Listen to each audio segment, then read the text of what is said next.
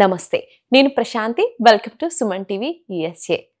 అమెరికాలో ఉన్నటువంటి తెలుగు ప్రజలకు ధర్మ సందేహాలను నివృత్తి చేయడానికి, అలాగే మనం ఇక్కడ ఎలాంటి పూజా కార్యక్రమాలు చేసుకోవాలన్నా, హోమాలు చేసుకోవాలన్నా ఇండియా వెళ్ళడం వీలు పడదు. కాబట్టి మనకి ప్రత్యేకంగా ఇండియా నుంచి అమెరికా వరకు గురువుగారు రావడం జరిగింది. ఈరోజు మనతో పాటు ఉన్నారు భారతీయ శంకరపీఠం వ్యవస్థాపకులు తిరుపతి మూర్తి అవధాని గురువుగారు. ఆయనతో మాట్లాడదాం, మరిన్ని విషయాలు తెలుసుకుందాం.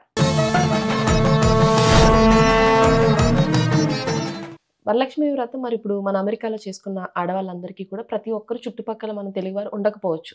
మనం వాయినం ఇవ్వాలనుకుంటే 3, 5, 9 అన్న సంఖ్య వేసుకుంటాం కదండి. ఒకవేళ చుట్టుపక్కల ఎవరైనా ఉంటే ఓకే, లేని వాళ్ళ పరిస్థితి ఏంటంటారు?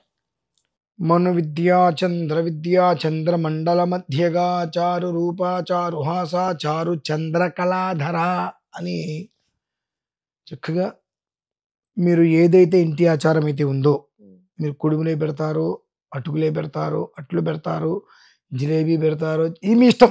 సంథింగ్ ఏదైతే ఉంటుందో వాటిని పెద్ద మొత్తంలో కాకుండా చిన్న చిన్న మొత్తంలో ఒక్కొక్క ప్లేట్లో 9 అమ్మవారికి వైన్ ఇచ్చేసండి. ఆవిడికి మించిన వాళ్ళు ఎవరైనా ఉన్నారా? లేరు. కనుక చక్కగా అమ్మవారికి అర్చన చేసి ఆ అమ్మవారికి ఇచ్చిన వాయినాన్ని ప్రసాదంగా మీరు తీసుకోవచ్చు. లేదా ఇంటి పరిసరాల్లో కాస్త దూరంలో అటు ఇటు ఉన్నారనుకోండి, పిలిస్తే వచ్చేవారైనా మనం వెళ్తే పర్లేదు అనుకున్న వాళ్ళకి ఆ ప్రసాదాన్ని మీ ఇంట్లో ఇట్లా వరలక్ష్మి వ్రతం చేశామని చెప్పి ప్రసాదంగా అందరికి పంచి రావచ్చు. ఇందువలనంటే అవకాశం లేదు. పూర్వకాలంలో ప్రతి చోట అవకాశం ఉండేది, ప్రతి ఇంట్లోనూ అవకాశం ఉండేది. ఎందువలనంటే 10 మంది పిల్లలు ఉండేవారు ఇళ్ళల్లో. మా గురుగారికి 12 మంది ఆడపిల్లలమ్మా. ఇలా అప్పట్లో 10 మంది 12 మంది పిల్లలు ఉండేవారు. కనుక ఒకళ్ళు ఇంట్లో చేసుకుంటే తత్మ వాళ్ళందరూ ఉండేవారు. ఇప్పుడు ఏమైంది, ఒకళ్ళు చాలు రెండో వాళ్ళు వద్దు అనే స్థితికి వచ్చేసింది.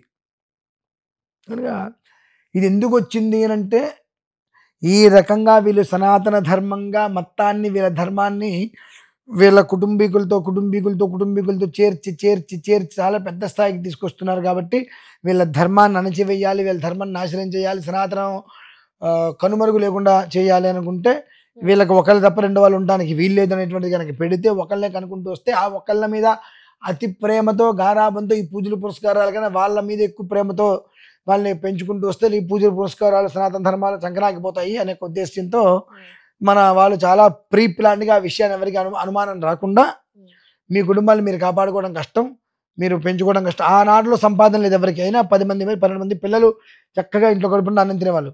ఈరోజు ఎంత సంపాదన ఉండి కూడా ఇద్దరు ఉంటే ఇంట్లో కడుపుండా తినలేకపోతున్నాం. ఇది మనకి క్రియేట్ చేసి మన సనాతన ధర్మాన్ని సంపూర్ణంగా భ్రష్టుత్వం చెందించే ప్రయత్నం చేశారు. కాబట్టి వాళ్ళు మనకు జనాలు లేరు.